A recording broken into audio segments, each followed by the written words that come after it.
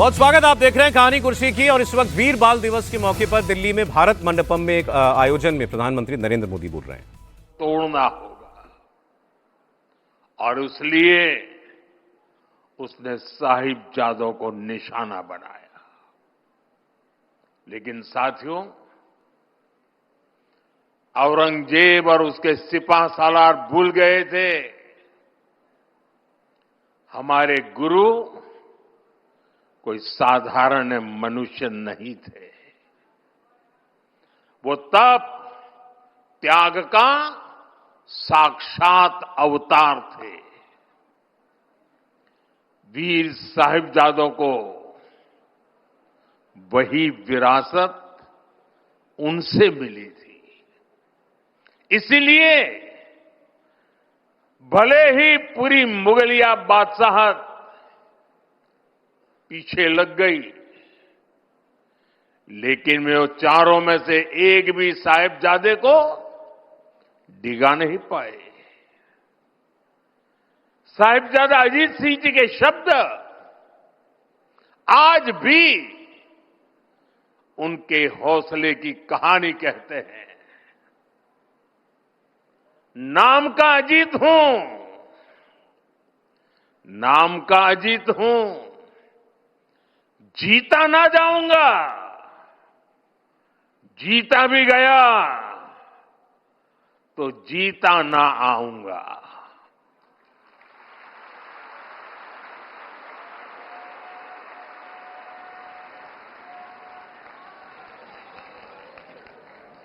साथियों, कुछ दिन पूर्व ही हमने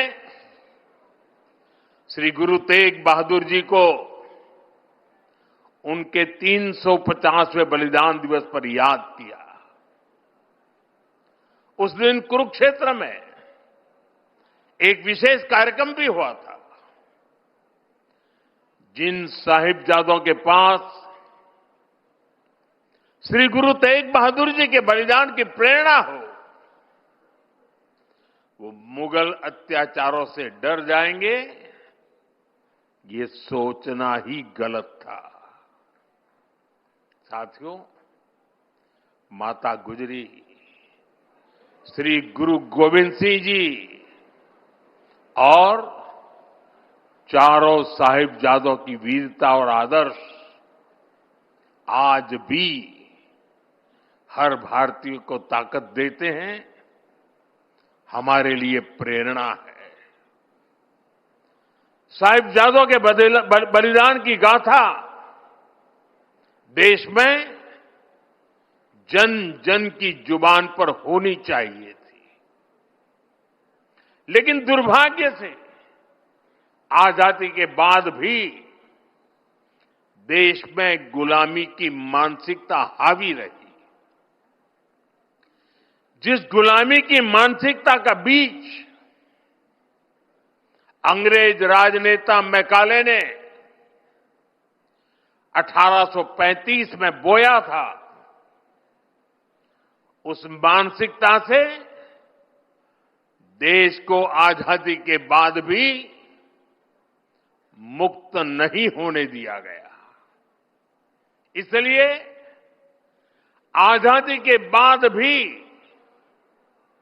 देश में दशकों तक ऐसी सच्चाइयों को दबाने की कोशिश की गई। लेकिन साथियों, अब भारत ने तय किया है कि गुलामी की मानसिकता से मुक्ति पानी ही होगी। अब हम भारतीयों के बलिदान, हमारे शौर्य की स्मृतियां दबेगी नहीं। अब देश के नायक नायिकाओं को हाशिए पर नहीं रखा जाएगा और इसलिए वीर बाल दिवस को हम पूरे मनोभाव से मना रहे हैं। और हम इतने पर ही नहीं रुके हैं। मैकाले ने जो साजिश रची थी, साल 2035 में उसके 200 साल अब थोड़ी समय में हो जाएंगे। इसमें अभी 10 साल का समय बाकी है। इन्हीं 10 सालों में हम देश को पूरी तरह गुलामी की मानसिकता से मुक्त करके रहेंगे। 140 करोड़ देशवासियों का ये संकल्प होना चाहिए, क्योंकि देश जब इस गुलामी की मानसिकता से मुक्त होगा, उतना ही स्वदेशी का अभिमान करेगा, उतना ही आत्मनिर्भरता की दिशा में आगे बढ़ेगा। साथियों, गुलामी की मानसिकता से मुक्ति के इस अभियान की एक झलक कुछ दिन पहले हमारे देश की पार्लियामेंट में भी दिखाई दी। प्रधानमंत्री आज वीर बाल दिवस के मौके पर बोल रहे थे। आज 3 साहिबजादों की शहादत हुई थी और वो प्रकरण जो है हमारे इतिहास का बहुत दर्दनाक भी है, लेकिन बहुत गौरवशाली भी है कि ऐसा त्याग, ऐसा बलिदान बगैर उफ किए, और जो जुल्म औरंगजेब के ज़माने में हुए, फिर वो गुरु तेग बहादुर जी से से जो कहानी शुरू होती है आगे, साहिबजादों, तीनों साहिबजादे छोटी छोटी उम्र के थे, कैसे उनको दीवार में चुनवा दिया था औरंगजेब ने, गुरु तेग बहादुर जी को कैसे जलते कढ़ाई के अंदर जो है रख दिया गया था, खाल निकाल दी थी। ये सब चीज़ें इतिहास की, और अब वहाँ बच्चे ही बैठे हैं सामने जिनके सामने प्रधानमंत्री ये सारी बातें बता रहे थे, तो ये तो खैर मतलब जाननी ही चाहिए हर किसी को। लेकिन क्या वो प्रवृत्ति चली गई? सवाल ये है। जिस प्रवृत्ति का जिक्र, वो औरंगजेब वाली प्रवृत्ति का जिक्र कर, वो आतंकवादी था ना उस वक्त, शब्द नहीं था आतंकवाद, था तो वो आतंकी। वो प्रवृत्ति अभी भी है और आपके बिल्कुल बगल में है। मैं इसका आपको सबूत दूंगा, कबूलनामा दूंगा। आज पाकिस्तान में रह करके बोलना एक तो बड़ी बात है। इनके एक जर्नलिस्ट है मोहित पीरजादा, उन्होंने कहा कि पाकिस्तान दुनिया में सबसे बड़ा एक्सपोर्टर है किस चीज का? आतंकवाद का। यह पाकिस्तानी कह रहा है। पाकिस्तान का मानना है कि दुनिया में कहीं भी आतंकवाद पहुंच रहा है तो उसका इनडायरेक्ट डायरेक्ट जिम्मेदार कौन है? पाकिस्तान। पाकिस्तान टेरर एपिसेंटर है। दुनिया भर में आतंकवाद वो फैलाता है क्योंकि पाकिस्तानी हुक्मरानों की मेंटालिटी आतंकवाद से ऊपर उठती ही रही है। आप सुनिए। इस वक्त दुनिया में सबसे ज्यादा जो ट्रांसनेशनल रिप्रेशन और टेररिज्म एक्सपोर्ट हो रही है वो पाकिस्तान से हो रही है। आपको सच्चे दिल से ये बात माननी चाहिए कि वो अमेरिकन और इंडियन ऑथर, राइटर, कॉलमिस्ट और एक्सपर्ट, खास करके अमेरिकन, जो अरसे से ये कह रहे हैं कि Pakistan is an AP centre of terror, वो बिल्कुल ठीक कह रहे हैं। दुनिया में पाकिस्तान उन चंद रियासतों से है जो दुनिया भर में टेररिज्म को एक्सपोर्ट करते हैं। उसकी वजह यह है कि पाकिस्तान के इदारों की मेंटालिटी जो है वो दहशत पे मबनी है। उनकी तमाम तर रोब, कहानी, नैरेटिव, रिस्पेक्ट, वो सारी की सारी चीज़ का ताल्लुक जो है वो दहशतगर्दी से। उनके पास कोई और फिलॉसफी नहीं है, रिकॉन्सिलिएशन की एबिलिटी नहीं है, उनके पास कोई विजन नहीं है। The only tool they have is terrorism. तो वो टेररिज्म ही करते हैं। पाकिस्तान के अंदर भी टेररिज्म की भी है, पाकिस्तान के एक कोने से दूसरे कोने में दहशतगर्दी की भी है, और अब दुनिया भर में अपनी टेररिज्म को एक्सपोर्ट कर रहे हैं। मेरा तो मन किया मोहित पीरजादा जी के लिए ताली बजाने का। क्या बात कही है उन्होंने, और खुलकर ये बात कही है। हालांकि ये विदेश में रहने को मजबूर हैं, अब तो विदेश में भी पाकिस्तान के खिलाफ बोलने वाले पाकिस्तानी सुरक्षित नहीं है, वो खबर मैं आपको दिखाऊंगा। लेकिन उन्होंने क्या कहा कि ये सोच में ही नहीं है, इससे ऊपर कुछ कोई एक ही टूल है। अब वो सिक्योरिटी के लिए कह लो या बार्गेनिंग के लिए कह लो दुनिया से, वो आतंकवाद।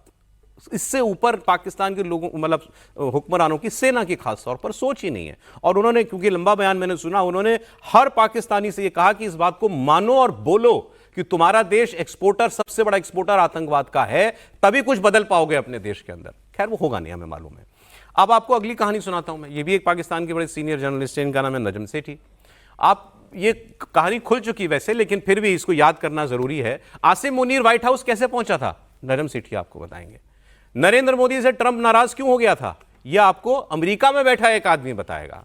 तो ये कहानी दोनों आपको समझ में आ जाएगी। ऑपरेशन सिंदूर के बाद ये जो कैलकुलेशन उनकी और हमारी अलग अलग हुई, ये कैसे हुई। हमारे कोई व्यक्ति हमारे देश में आता है, फॉरेन डिग्नेटरी या प्रधानमंत्री कहीं जाते हैं, तो तोहफा लेके जाते हैं ना। अभी पुतिन आए थे तो गीता दी थी उनको, किसी के लिए कुछ लेके जाते हैं, कोई फर्स्ट लेडी होती है कहाँ के लिए तो उनके लिए कुछ विशेष चीज़ ढूंढ ढूंढ के लोग ले जाते हैं। पाकिस्तान क्या देता है अगर इसको कोई फॉरेन विजिट करनी है? आतंकवादी देता है। वो टेररिस्ट पकड़ता है अपने यहां से, एक साहब आपने इसको मांगा था नहीं, ये मेरे यहां था, मुझे मिल गया, लो आपको मैं दे देता हूं, अब हमारी मीटिंग होगी। ऐसे मिला है मुनीर, और वो खुलासा कर रहे हैं नजम सेठी। आसिम मुनीर को जाना था व्हाइट हाउस, तो आसिम मलिक जो DGISI था उसने एक आईसिस का आतंकवादी पकड़ा और वो हैंडओवर कर दिया आर्मी यूएस को, और फिर उसके बाद मुनीर की विजिट हुई। वो कह रहे हैं ऐसे ही होता, हम लोग तो मुशर्रफ के टाइम से ऐसे ही कर रहे हैं। देखिए, जो जिसके पास होगा, जिसको वो मानते वही देगा, एक तो पहली बात है। लेकिन ये तो और हैरानी की बात है कि वो आतंकवादियों के सोचिए कि जो पाकिस्तान के लिए लड़ाई लड़ रहे हैं ना, अब इसका दूसरा पक्ष भी देखिए। मतलब मैं इससे और हैरान हूँ, जैसा वैसे कारगिल में भी हुआ था कि उन्होंने उनको मानने से इनकार कर दिया था। अब अपने वो आतंकवादी किसके लिए लड़ रहे हैं? वो भी पाकिस्तान के लिए और इस्लाम के लिए या जो भी कहें उसके लिए लड़ रहे हैं, और आप उन्हीं को पकड़कर वहाँ पर दे रहे हैं। तो ये तो उनको भी भरोसा नहीं करना चाहिए इस सरकार पर, ऐसे लोगों पर, ऐसे लीडरशिप पर। यह हैरानी की बात है, और ये बहुत अच्छे से नजम सेठी साहब ने भी इस बात का जिक्र किया है। और वैसे पाकिस्तान में आतंकवाद के अलावा क्या क्या करेंगे, ये उनको समझना है। इनकी बार्गेनिंग चिप ही आतंकवादी है कि मैं आतंकवादी पकड़ के दे दूंगा, तो गजब बात है। अब ऐसे तो हुई आसिम मुनीर की मुलाकात व्हाइट हाउस में। ट्रंप क्यों बिगड़ा भारत से, इसकी कहानी बहुत रिस्पेक्टेड फॉरेन एनालिस्ट हैं, इनका नाम है फ्रांसिस फुकुयामा, अमेरिका में रहते हैं, अमेरिकी ही हैं, और इन्होंने तो खुलकर कहा कि ट्रंप ने अपने निजी स्वार्थ के लिए भारत से अपने रिश्ते खराब कर दिए, अमेरिका के रिश्ते खराब कर दिए, सिर्फ इसलिए कि पाकिस्तान की तरह मोदी ने नाम लेके बोला हो, पाकिस्तान की तरह मोदी ने ट्रंप को नोबेल प्राइज के लिए नॉमिनेट नहीं किया। The United States has been trying to cultivate a good relationship with India as a counterweight to China. We've been doing this for the last 20, 30 years. Donald Trump really threw that away because Prime Minister Modi, Indian Prime Minister Modi, wouldn't support his bid for a Nobel Peace Prize. Sir, इससे clear क्या है sir? निश्चित रूप से, और ये तो दिख ही रहा था कि जब पाकिस्तान ने किया ट्रंप को नोबेल प्राइज के लिए नॉमिनेट, और जब ट्रंप चाह रहे थे कि भाई भारत भी करे, और बार बार इस बात का वो श्रेय ले रहे थे कि भाई भारत और पाकिस्तान के बीच मैंने युद्ध रुकवाया, और जब प्रधानमंत्री ने नहीं किया तो गुस्सा कहीं निकलना ही था उनका, तो उनने इनडायरेक्टली बताया कि भाई अगर आप नहीं कर रहे हो तो मैं आपके ऊपर टैक्स लगा दूंगा, एक्स्ट्रा टैक्स उन्होंने लगाया। लेकिन भारत ने जिस तरीके से अमेरिका को शांत तरीके से जवाब दिया है, और आज अमेरिका ये हो गया, जो ट्रेड डील अभी तक नहीं हो पाई, अब ये कहा जा रहा है कि अब अमेरिका उस स्टेज पर आ गया है कि भारत के ज़्यादातर शर्तों के हिसाब से ट्रेड डील फाइनल करने की स्थिति में आ गया है। जिस अमेरिका को लग रहा था कि भारत पे अगर हम एक्स्ट्रा टैरिफ लगा देंगे, ट्रंप को लग रहा था कि नोबेल पीस प्राइज के लिए मुझे नॉमिनेट नहीं किया तो मैं टैरिफ लगा दूंगा भारत के ऊपर, अब भारत उस स्टेज पर आ गया है कि अमेरिका भी कह रहा है कि जाते जाते समय कि अब भारत के साथ मुझे ट्रेड डील करना है। उसमें सर खबर आई ट्रेड डील की कि भारत ने एक फाइनल ऑफर दिया है कि भाई ये हमारा बेस्ट ऑफर है, और अब हमें ये 15% से ज्यादा टैरिफ आप हम पर ना लगाएं, वो भी हटा दीजिए, और रशिया को लेकर जो ऑयल को लेकर आपने कहा है वो भी हटा दीजिए। तो लगभग ये तय हो गया है कि अमेरिका उस पर सहमत हो गया। तो भारत की ताकत और प्रधानमंत्री मोदी की वर्किंग स्टाइल और आप इतने पूरे दबाव के बावजूद आप झुके नहीं उसके सामने, बड़ी बात ये है, निरंतर प्रेशर था। कोई ऐसा बयान नहीं कहा था कि भाई भारत ने अब तक का सबसे बेहतर ऑफर हमें दिया है। अभी उनके स्कॉट बेसेंट ने शायद बोला था कि बेस्ट कोई बयान आया, इसका जिक्र आपने किया, फ्रांसिस फुकुयामा, ये बहुत बड़े अमेरिका के स्कॉलर हैं। क्या भारत में भी उनको सारे यूनिवर्सिटी में पढ़ा जाता है? एंड ऑफ हिस्ट्री उन्होंने अगली दो खबर बता के आ जाऊं आपके पास। एक लाइन बोल दूं, ये सब कहते हुए याद रखिएगा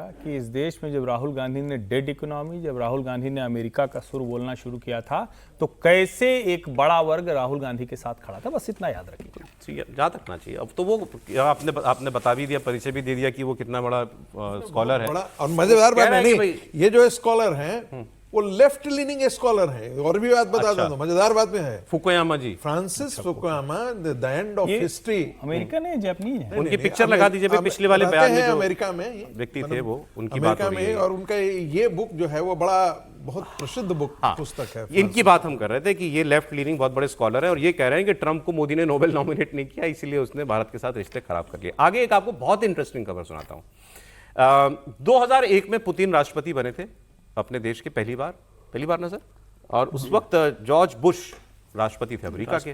तो दोनों के बीच बातचीत हुई, और वो क्लासिफाइड बातें कुछ जो हैं डी क्लासिफाई हुई हैं कि दोनों राष्ट्रपतियों के बीच क्या बातचीत हुई थी। वो किसी भी चैट जैसी है, जैसे व्हाट्सएप चैट होती है, ऐसी है। इसमें पुतिन ने 2001 में पाकिस्तान को लेकर चिंता जताई। पुतिन ने कहा कि ये जो पाकिस्तान है, it is nothing but a Janata with nuclear weapon. जनता शब्द इस्तेमाल किया जाता है किसी भी मिलिट्री रूल के लिए, मिलिट्री रूल के लिए। 2001 में मेरा, हाँ, मुशर्रफ राष्ट्रपति हुआ, वो थे, उन्होंने कू कर दिया था, नवाज शरीफ को हटा दिया था। तो पुतिन 2001 में कह रहे थे अरे ये तो एक मिलिट्री रूल है, उसके पास न्यूक्लियर वेपन है और ये कोई डेमोक्रेसी नहीं है। और हमको, और उसमें उन्होंने चिंता जताई कि वेस्ट लेकिन इस बात को डिस्कस नहीं करना चाहता कि एक न्यूक्लियर वेपन स्टेट वहां वो डिक्टेटरशिप में चल रही है, वहां डेमोक्रेसी खत्म हो गई। ये पुतिन ने 2001 में कहा था और उन्होंने कहा कि इसकी बात हमको करनी चाहिए। इसके बाद फिर उसी चैट में जब आप आगे जाएंगे तो जॉर्ज डब्ल्यू बुश कुछ कहते हैं तो पुतिन वापस आते हैं, no but I again want to talk about Pakistan and Afghanistan. उसमें पुतिन ने कहा कि हमने और मैंने आपके साथ बड़ा सहयोग किया उसामा बिन लादेन को ढूंढने में, और हम जानते हैं कि वो अफगानिस्तान या उसके आसपास के इलाकों में, ये वो लिख रहे हैं 2001 के अंदर कि we are looking for him. लेकिन फिर उन्होंने कहा कि लेकिन आपकी वजह से कुछ इनके बीच में क्लैश हुआ, रशिया और अमेरिका का, उसके यूएस का, तो उन्होंने कहा मेरे तो एजेंट मारे गए वहां पे अफगानिस्तान में। ये पुतिन जॉर्ज बुश को लिख करके कह रहे हैं, बट वो आदमी चिंता जता रहा था कि ये हालात हैं। अब इस पर एक और बयान आपको सुना देता हूं क्योंकि वो चिंताएं आज भी कायम है, पाकिस्तान हो चाहे अफगानिस्तान हो। फिर एक नजम सेठी की बात आप सुनिए। उन्होंने कहा आप तालिबान को क्या समझते हो, क्या है ये? उन्होंने कहा अफगानिस्तान इस वक्त पाकिस्तान का सबसे बड़ा सरदर्द है, भारत भूल जाओ, तालिबान की चिंता करो। भारत तुम्हारे जमीन लेने के लिए अभी कुछ नहीं करने वाला कि हम पीओके के लिए कुछ कर रहा हो, भारत कुछ नहीं कर रहा अभी। भारत ये करेगा, ये डोरंड लाइन नहीं मानता, ये तुम्हारा इतना हिस्सा लेने के लिए तैयार बैठा और वो इंतजार कर रहा है जंग शुरू करने का तालिबान, उसकी चिंता करो। और त्रिपाठी जी, कल एक खबर मैंने देखी थी कि ये जो हमने बात की ना, गाजा भेजना चाह रहा है मुनीर फौज, उसके बदले में he wants American cooperation for operations against Taliban, कि अमेरिका मेरी मदद तालिबान से निपटने में करे। देखिए, नजम सेठी जो कह रहे हैं वो बात हम लोग लगातार कहानी कुर्सी की में चर्चा करते रहे, लेकिन चूंकि हम यहाँ से कर रहे हैं और नजम सेठी वहाँ से कर रहे हैं तो उसका महत्व बढ़ जाता है। हम लोग जो बात कह रहे हैं वो हमारे अपने अनुमान, अपना विश्लेषण था। वो जो कह रहे हैं उसमें उनका बरसों का अनुभव शामिल है, पाकिस्तान और अफगानिस्तान को समझना शामिल है। अब इसमें उन्होंने एक लाइन कही है जिसको हम लोग दूसरी तरह से कहते हैं। उन्होंने कहा कि वो आइडियोलॉजिकल लोग हैं, प्रैक्टिकल लोग नहीं हैं, वो बहुत समझौता नहीं करते हैं। हम लोग क्या कह रहे हैं कि अगर आप शरीयत वाली बात करेंगे तो वो आपसे बहुत आगे हैं। उनकी दाढ़ी भी बड़ी है, उनके कपड़े भी वैसे हैं, वो जरा सा भी कुछ वो नहीं करने देते, कमरे में कपड़ा लगवा देते हैं महिलाओं के लिए, तो वो ज्यादा आगे हैं, उनसे आप लड़ नहीं पाएंगे। और अगर ये अमेरिका को भ्रम है, अमेरिका तो अभी तो भागा है ना, अभी ज्यादा समय तो बीता नहीं ना भाई। मुझे नहीं लगता है कि अमेरिका किसी भी स्थिति में पाकिस्तान के साथ जाकर लड़ा, और अमेरिका इसलिए पाकिस्तान को साथ रखे कि वो उसके लिए लड़े। अरे भाई, उसने तो अपना आदमी तैयार किया, चलो तुम शूटर हो, गोली चलाओ, मर जाओगे मर जाओ। गाजा के लिए उसने रखा हुआ है, ईरान के लिए रखा हुआ है, अफगानिस्तान अमेरिका के लिए पाकिस्तान केवल एक शूटर है। अरे ये नपिद्दी का शोरबा ये है, कहां से उसके सामने कोई मतलब ही नहीं भाई। लेकिन अगर ये हिम्मत भी नहीं पड़ेगी आसिम मुनीर की ये कहने की, ये भी मैं बता दूं आपको। नहीं, लेकिन वो कर क्या रहा है और आपको मालूम है? ये मैंने कम से कम नहीं तो 2 महीने पहले ये सुना था कि आसिम मुनीर, लॉ मेकर्स ने, 1 महीना हुआ है, अमेरिका के कुछ सांसदों ने चिट्ठी लिखी मार्को रूबियो, जो वहाँ के विदेश मंत्री हैं, उनको, कि आसिम मुनीर और पाकिस्तान की जो सेना है वो विदेश में बैठे इमरान खान सपोर्टर्स या एंटी आसिम मुनीर ऐसे लोगों पर हमले करा सकती है। और वो हमला हो गया। ये मिर्जा शहजाद अकबर हैं, ये एडवाइजर हुआ करते थे इमरान खान की सरकार में। इन्होंने पाकिस्तान कैम्ब्रिज में इनके घर में घुसकर इनके ऊपर जानलेवा हमला किया, बहुत मुंह पर खूब मारा, इनको नाक वाक जबड़ा वड़ा सब इनका टूट गया है। और इसकी वजह यह कि इन्होंने एक दिन पहले एक स्पीच दी थी पाकिस्तान की हाई कमीशन के सामने लंदन में, और उसमें इन्होंने कहा था कि आसिम मुनीर बहुत डरपोक आदमी है, ये हमें क्या डराएगा, ये खुद डरता है, ये बिना बुलेट प्रूफ वेस्ट के कहीं घूम नहीं सकता, ये इतना डरपोक आदमी है। और उसके अगले दिन उनके ऊपर हमला हो गया था। तो वो बयान मैं आपको सुना रहा हूँ। मैं आपको खुशखबरी देता हूं कि डर और खौफ किस में फैला है? डर और खौफ उस शख्स में फैला है जो आज भी वर्दी के नीचे वेस्ट पहन के आता है, बुलेट प्रूफ वाली, जिसने अपने अपने लिए उम्र अस्तना लिखवा लिया है। डर और खौफ तो तुम्हारे अंदर है। तो पाकिस्तान के मौलवियों ने भी फतवा दे दिया कि ये गैर शरई है। तो आप देख लो कि तोपे, गोलियां, खाले सब कुछ होने के बावजूद रिप्रेजेंटेटिव नहीं हो। अब देखो उस शख्स के बारे में सोचो जिसने अपने लिए इस्तिस्ना भी ले लिया, जिसने अपने लिए सब कुछ लिखवा के रख लिया, उससे कोई सवाल नहीं होता, आपके वसाइल के ऊपर कब्जा कर चुका है। लेकिन अब सूरत हाल ये है कि उसके अंदर खौफ और डर इतना है कि रात को भी बुलेट प्रूफ वेस्ट पहन के सोता है और कब्र तक का इस्तिस्ना लिखवा कर रख लिया। वो तस्वीर आज मैं आपको दिखाता हूं। फिर इतनी बुरी तरह इस आदमी को मारा, इस आदमी का एक्स्ट्रेडिशन मांगा है। मैंने आपको खबर बताई थी, इनका और एक आदिल राजा, दो लोग हैं, इनका एक्स्ट्रेडिशन पाकिस्तान ने मांगा। और किसके बदले में? लंदन ने इनसे ये कहा कि तुम्हारे रेपिस्ट हमारे यहाँ हैं, इनको ले लो भगवान के लिए। तो कहा कि हम वो बलात्कारी ले लेंगे, लेकिन बदले में ये दो आदमी हमको चाहिए। उसमें से एक वो आदमी था जिसको मार मार के अधमरा कर दिया। सर, ये बहुत महत्वपूर्ण बात है। वैसे मैं आपका जो स्टाइल है, आपका जो कहने का तरीका ना, उस पर बहुत आनंद भी लेता है, हैरान भी होता हूँ कि आप जिस बात को जानते हैं उसको भी सवाल की तरह से करते हैं। आपने अभी हर्ष जी से पूछा कि अमेरिका का शूटर है क्या पाकिस्तान? मैं वो इसको अंडरलाइन करना चाह रहा था। अच्छा, ठीक है, इस वजह से। लेकिन ये तो हकीकत है, इस स्थिति में वो पहुंच गया। आज हमने जितनी स्टोरीज आपने दिखाई हैं वो सब ये साबित कर रहे हैं कि पाकिस्तान के जो आज की मौजूदा व्यवस्था है वो आतंकवाद के साथ किस तरह से जुड़ी हुई है। और जो भी उनके खिलाफ बोलेगा, जो सच बताएगा, वो उसको बर्दाश्त नहीं कर रहे। वो न केवल पाकिस्तान में बल्कि पाकिस्तान के बाहर भी। आदिल राजा को हम लोग रोज़ देख रहे हैं कि वो किस तरह से बात कर रहे हैं। और नजम सिटी साहब को मैं जानता हूँ करीब 30 साल से, तो वो पाकिस्तान को, अफगानिस्तान को और इंटरनेशनल पॉलिटिक्स को बहुत बारीकी से समझने वाले लोगों में से हैं। और वो जो बात कर रहे हैं वो ठीक बात है, जिस पर हम लोग भी रोजाना चर्चा करते हैं कि अफगानिस्तान के जो तालिबान है वो पाकिस्तान से बहुत आगे हैं। यदि कट्टरपंथी बात होने की बात हो और उनसे निपटना मुश्किल काम है इनके लिए।